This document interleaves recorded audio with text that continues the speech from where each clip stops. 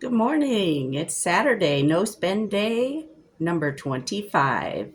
And it's also budget day. So I thought I'd take you on my little journey as I work on May's budget, um, kind of give you an idea of how I set mine up. Everybody's organizes theirs just slightly differently. Some people do it in a budgeting app, some people do it on paper, some people have their own little spreadsheets. It just depends on what you're comfortable with. And I'm kind of old school, so even though I've tried the budgeting apps and I've jumped in there, and I have actually on my phone the Every Dollar Ramsey budgeting app, the free version. I still find myself going back to paper and pencil because that's what I'm comfortable with. So that's what I'm going to show you today. Just show you my budget. No numbers on it, just kind of the layout and why I do it the way I do it. So let me switch the camera around and I'll show you that. All right, so here's my little notebook, and that's all I do, just a notebook with, write things out. Of course, I've got, May listed up there because that's what I'm working on. And your budgets basically come right down to tracking what money's coming in and what money's going out. But I also track a couple other things on mine. If you can see here, I've got my emergency fund. I have a goal that I'm working towards. I spent a lot of my savings towards working on repiping my house because I had a pipe break, and it just was. I mean, it's a house from the 80s. It's a mobile home from the 80s, and it really, really needed it. And so I had been saving for that, but hadn't saved as much as I needed to. So a good chunk of my emergency fund went to that. So I have a new goal that I'm trying to reach back up to. So I have enough in my emergency fund for things like that. If a pipe bursts under the house or something like that, or the fridge goes out or whatnot. I also have on my budget, I have where I'm tracking. This is one of the reasons I like to do it on paper, because I can visually see all of my sinking funds, things that I'm saving for, that have just like an annual payment, or like, with car insurance, I pay twice a year. Or Amazon Prime once a year, these types of things, that are paid, just once or twice a year. And so it's not a monthly payment necessarily. So I track the monthly payment here. And then you can see up here, I have a line item that says sinking funds. This is how much I'm just setting aside in my savings to fund these things that will be paid once a year or twice a year. There are a few other items on here that you'll see don't have dates, so they're not actually paid annually.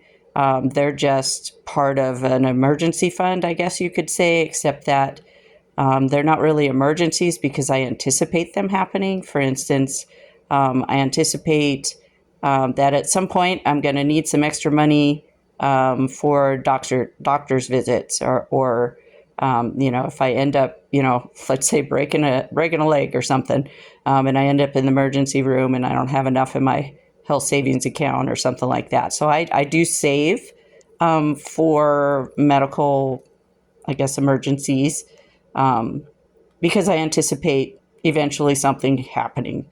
Home maintenance, I do save for that, and I just keep, adding money to it each month, so that when I start working on a project, around the house, if I'm doing new flooring or painting a room or something like that, because I am still, I've mentioned before, I bought myself a fixer-upper.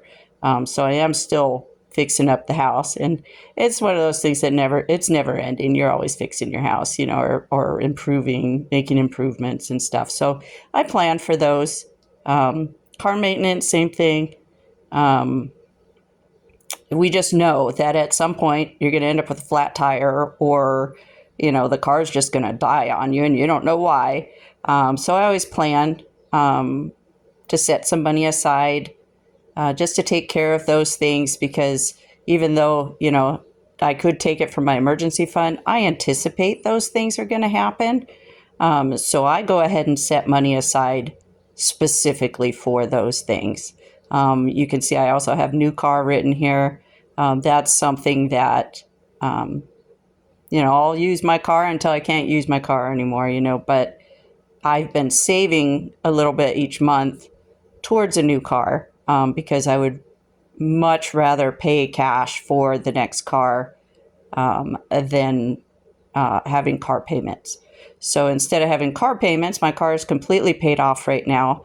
Instead of having car payments, I'm paying myself instead of a finance company. And I'm paying myself towards the next car. So that's my sinking funds. And you can see those, those things that are annual or whatever that I'm saving for a little bit each month instead of waiting till the last minute and then having to pull it from my emergency fund because I don't have it.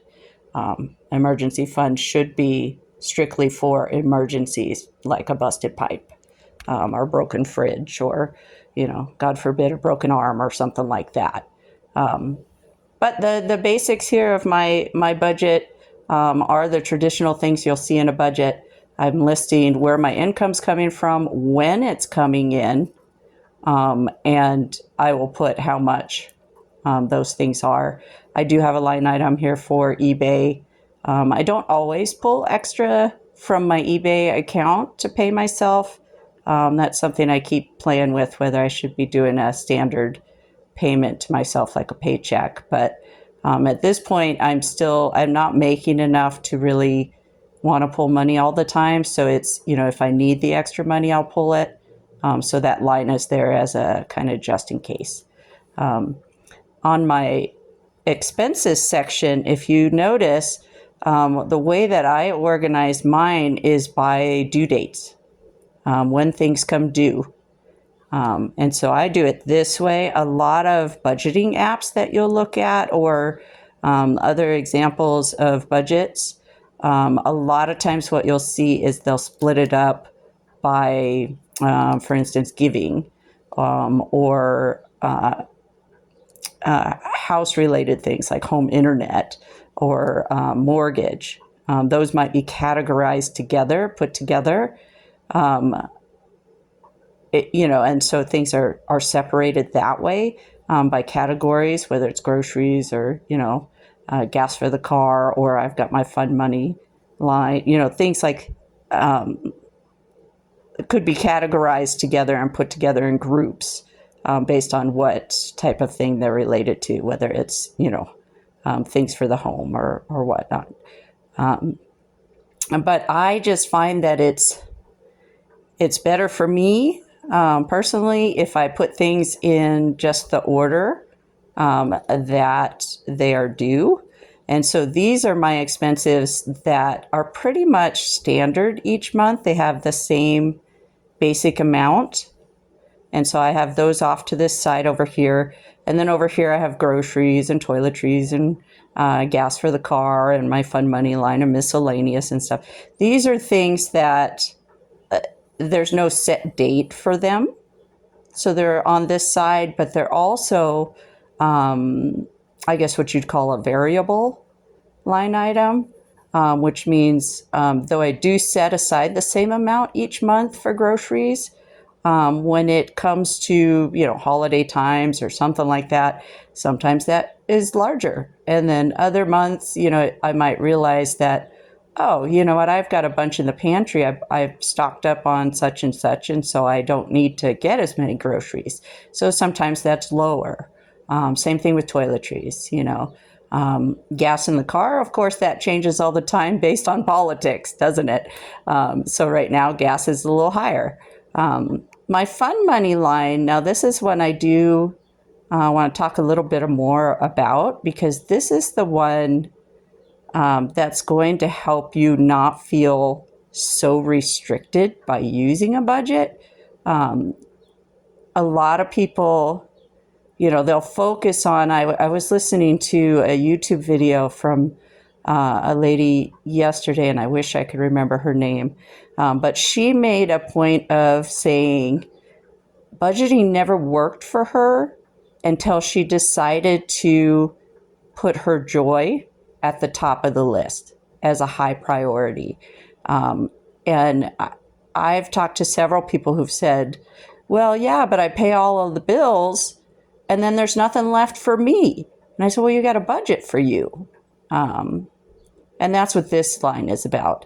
This is me budgeting so I don't go insane not being able to go buy a cheeseburger if I want a cheeseburger, or go out to eat with a friend or something like that. Now, here's the thing. If you put this as a priority in your budget and you say, okay, I'm going to give myself $100 or whatever you're going to give yourself, that if you make that a priority and you say, okay, I'm going to give myself $100 just to go enjoy life, and not feel so restricted by things, then what that does is that puts that as a priority, and it helps you to cut back in areas that maybe aren't as important to you. So instead of, for instance, I've got an Amazon Visa listed here. I don't typically carry credit card debt. I try to clear everything out monthly. But I do use a Visa on Amazon because there are rewards attached to it. And so I like to keep that credit card. But here's the thing. If I prioritize this will become smaller because it's not as important to me. So I'm not spending as much. Instead of saying, okay, I'm going to allot myself, $50 every month for Amazon. Instead, I'm saying, no, I'm putting that over here so that I can go out and have lunch with friends each month, or go get that coffee I want to get, or whatever it is that is something that it's going to give you comfort. It's going to bring that little moment of joy that makes all of the rest of it, budgeting all the rest of it, easier for you, because you're prioritizing the fact that it's going to be hard to restrict yourself in any way by a budget. And that's why people a lot of times don't stick to a budget, because they're focused so much on paying the bills that there's nothing left over for themselves. So if you make sure that there is something for yourself, even if it's $20, maybe you just love to go to see a movie once a month. Put that in your budget. Make sure you're doing that so that you're not going insane and you give up because it's too hard to budget for all these other things. And now thinking of that too, these sinking funds, it took me a while to get to the point where I felt like I even had money enough to set aside for things like this, annual things.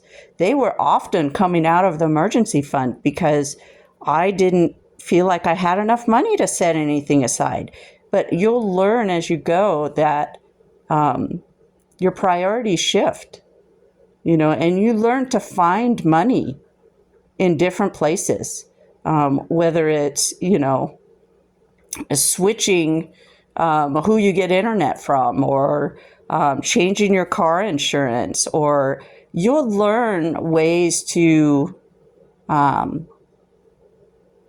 prioritize where your money is going and shift the amounts of money based on what you're doing. Your grocery bill, if you realize you're spending twice as much on groceries than you thought you were, I can almost guarantee you're going to find ways to save money on groceries, whether it's using a store app and clipping all the coupons, whether it's switching to a different grocery store. Maybe you're going to Safeway and now you're going to switch over and go to Walmart because it's cheaper, or whatever it is. You'll find ways to make things work. And part of that too is probably going to be, can I bring in some extra money some other way? Maybe you want to do DoorDash once in a while. Those are ways to make your budget work. But that fun money, that's an important one. Make sure you have something for yourself, just so you don't go insane and feel so restricted that you're miserable. Take care of yourself too. And as you go through, you're just making sure that these numbers up here cover these numbers down here. And if they don't, you need to make adjustments. And the other thing too is as the month goes on, you will find that you will continuously make just adjustments, because you may find that your gas bill this month was less than you thought it was going to be because the weather's good and you didn't need to use your heater or whatever. And so you have a little extra money that can go over here, and then if you don't end up spending it, it can go into the next month, when your electricity bill goes up because now you're using your AC instead. So that extra money can roll over into the next month to help pay something that went up. So you just gotta kind of allow yourself to adjust things as the month goes on. All right, I think that's the basics of what I've got going on here. And like I said, my setup is what works for me. I have my income, my expenses. I track my emergency funds and what's in there, what I'm aiming for. You can see I track what I'm putting in each month in my sinking funds, in my retirement. I have my giving that I'm giving each month tracked. I have my sinking funds, and what I do down here is I break it up. Okay, if Amazon Prime, if I'm paying, what is it, 140 or something, it just goes up every year. But if that's how much it is each year, you're breaking it up into 12 months. Well, how much are you paying each month? And then I just keep a running total next to it. So the monthly amount and then the running total next to it until it gets to that point. And then when it's time to pay one of these annual ones, well, I take it out of my savings and I put it in my checking so I can pay it. And then I put this back at zero, for that month, because I've spent the money and I'm starting over the next month. So that's how that goes. All right, everybody. So I just figured since I was doing my budget today, it would be nice to just go ahead and talk about it. So that's just the basics of what I do. All right. I hope that helps you. Again, like I said, this is just how I do it. Other people, may structure things differently. There are a lot of budgeting apps out there. A lot of them have free versions. I would say if you're trying to get out of debt, stick with the free version until you're out of debt. And then if you really want to pay that little extra so it pulls in your information from your checking account, go for it. But, that's all, what works for you as well. All right. Thanks again for watching, and we'll catch you next time. Bye.